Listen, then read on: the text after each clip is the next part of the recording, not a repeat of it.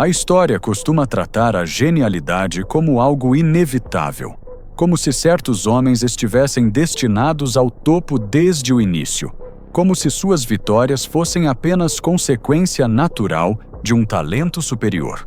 Mas essa visão ignora um detalhe essencial.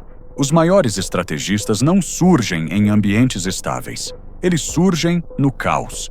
E poucos homens souberam explorar o caos com tanta precisão quanto Napoleão Bonaparte. Sua ascensão não pode ser separada do momento em que viveu. A Revolução Francesa havia destruído as estruturas tradicionais de poder, criando um cenário onde a autoridade era instável e temporária. Para muitos, isso representava risco. Para Napoleão, era oportunidade. Enquanto outros tentavam restaurar o passado, ele entendeu que o novo mundo exigia uma nova forma de comando. Napoleão não era apenas um general eficiente. Ele era um estrategista do tempo. Enquanto exércitos tradicionais se moviam lentamente, presos a estruturas rígidas, ele operava com velocidade e concentração de força, atacando pontos específicos antes que o inimigo pudesse reagir. Mas isso não era apenas eficiência militar, era controle do ritmo da guerra. Ele entendia que vencer não dependia apenas de força, mas de decidir quando a batalha realmente começava. E quem controla o início, frequentemente controla o fim. Esse domínio do tempo gerava algo ainda mais poderoso: controle da percepção. Seus inimigos acreditavam estar preparados, quando na verdade já estavam atrasados em relação ao movimento estratégico que Napoleão havia iniciado dias antes. Quando percebiam isso, a derrota já estava em andamento. Com o tempo, isso construiu uma reputação perigosa. Napoleão deixou de ser visto como um comandante habilidoso e passou a ser percebido como inevitável. Mas Napoleão não controlava apenas batalhas. Ele controlava a narrativa. Ele compreendia que vitórias precisavam ser traduzidas em poder político, e para isso moldava a forma como suas ações eram apresentadas. Suas vitórias eram ampliadas, seus erros suavizados, e suas decisões pareciam inevitáveis. Ele não apenas construía um império no campo de batalha, ele construía uma imagem, e essa imagem alimentava um ciclo de poder.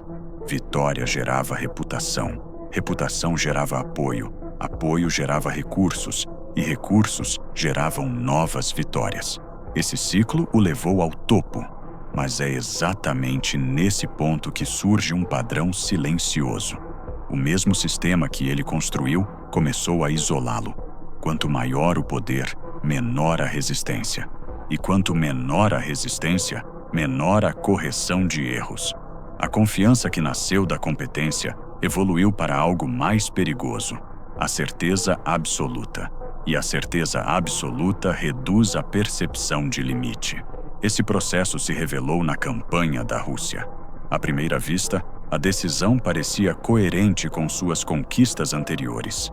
Neutralizar um adversário, impor controle, forçar submissão. Mas havia uma variável que não se encaixava em seus modelos: o tempo. A Rússia não oferecia uma batalha decisiva.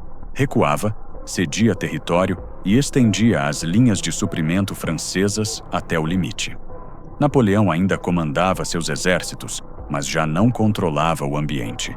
E sem controle do ambiente, sua principal vantagem desaparecia. As tropas avançavam, mas não encontravam a vitória que sustentava sua estratégia.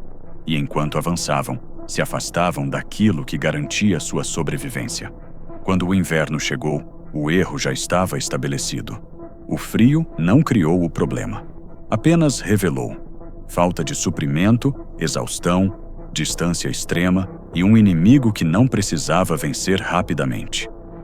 A retirada que se seguiu não foi apenas uma derrota militar, foi o fim da inevitabilidade. E quando a percepção muda, o sistema começa a ruir. Seus inimigos ganharam confiança, se reorganizaram, e aquilo que antes parecia impossível começou a acontecer. Napoleão começou a perder. Mas talvez a parte mais importante não seja a queda, é o padrão que ela revela.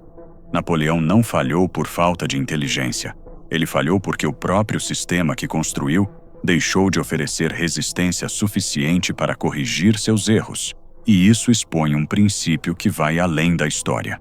O problema não é o poder, o problema é a ausência de limite, porque sem limite, até a melhor estratégia perde direção, e até o maior estrategista pode caminhar diretamente para o próprio erro.